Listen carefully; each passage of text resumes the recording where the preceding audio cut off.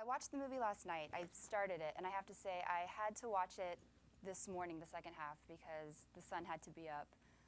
It was a little terrifying. Oh, you ruined your Easter ritual I by watching know. it. I started on Easter. I don't know why. But I have to ask, how do you think your childhood affected your directing style? And I was always into strange things and artistic about stuff, and when I was always drawing weird things and painting and obsessed with movies at a very early age. So I guess that all filters into, I don't know how it filters into my style, but definitely filters into my personality, which I guess is what your style becomes. In the movie, was it a no-brainer to ask to have your wife play Heidi? Well, it was. I had written it with her in mind for sure, but I didn't know that she wanted to do it, because when I gave her the script, I didn't know if she was going to read it and hand it back and go like, I don't think so.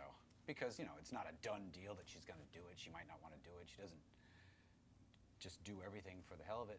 But she was into it, In the movie, she gets her palm read. I was just wondering if you've ever gotten a palm reading, and if so, kind of what the outcome of that was. I never got a palm reading officially, but one time, right after I made my first movie, Karen Black was in that movie. She was over at my house, and she said, oh, I could read palms. And she looked at my palm, one of them, and saw like that this fold crosses that fold, and she like screamed like, oh. I'm like, what? And she's like, I can't read anymore. I was like, and that was pretty much the end of it. So she saw something horrible in this hand. She didn't tell you what it was? No. Oh. So I don't know if it's happened yet. What draws you to horror, and especially in The Lords of Salem, kind of the satanic overtones? Well, I was trying to think of something that seemed to bother people, because I mean, a horror movie seems like you got to push people's buttons to get a reaction, because it can't just be about loud noises making people jump and things popping up. I mean, you kind of want to, I do anyway, I mean, everything's for different reasons, but I kind of want to find things that maybe will bother them more. So I always think like, well, you get into the satanic Christian thing, and that sort of gets under people's skin, so that's a good place to start. Well, what kind of got under my skin was the music. It was so creepy, and I kind of still have it in my head right now. How did you come up with that sound? Well, it's, we worked on that for a little while. It was me and John Five, and he was in California, I was on the East Coast, and we were just humming these weird things back and forth to each other until we thought, like, that's kind of a cool, weird, note pattern that's sounds kind of creepy. And then he went in with a bunch of musicians, and they recorded it live. They had these old violins and different things. So the cool thing is it sounds exactly like that if they played it in the room. That's crazy. So did you record kind of your, like, trial and error humming? No, we were just on the phone. He'd go, what about, how about that, what about that, Yeah. And we were like, that's it. And I think he was like, quick, let me hum that into the phone so I remember. So I don't know, maybe he actually has a recording of it somewhere. Right. So the ending kind of surprised me too. Not that I was necessarily expecting like a happy ending, but what was your reason for ending like on that note?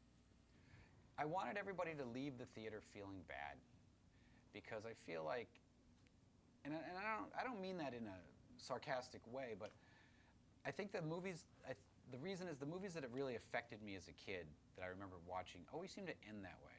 Whether it was like Bonnie and Clyde, like you think, oh, they're gonna get away because I love them, but then you watch them get gunned down and you're like, it's like depressing.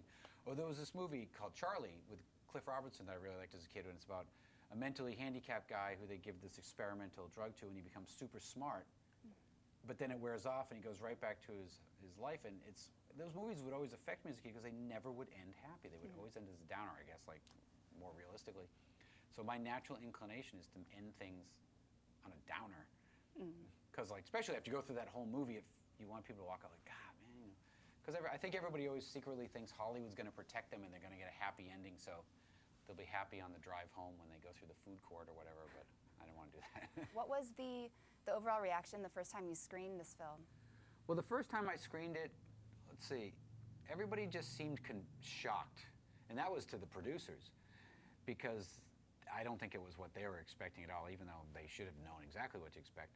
But the first time with a real audience, it was the same thing. I think that just people weren't, I mean, I try to keep secret what it is, because I feel like part of the fun of going to the movies and experiencing is you don't really know what it is and where it's going. If you know too much about it, you're sitting there expecting it all. So the response has been great because it's really varied, and that's what I like. Some people love it, and some people hate it.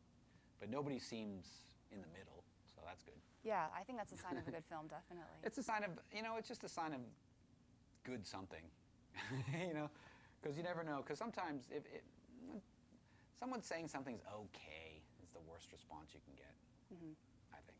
Yeah, well, I loved it, so you got Okay, a well. thumbs up from me.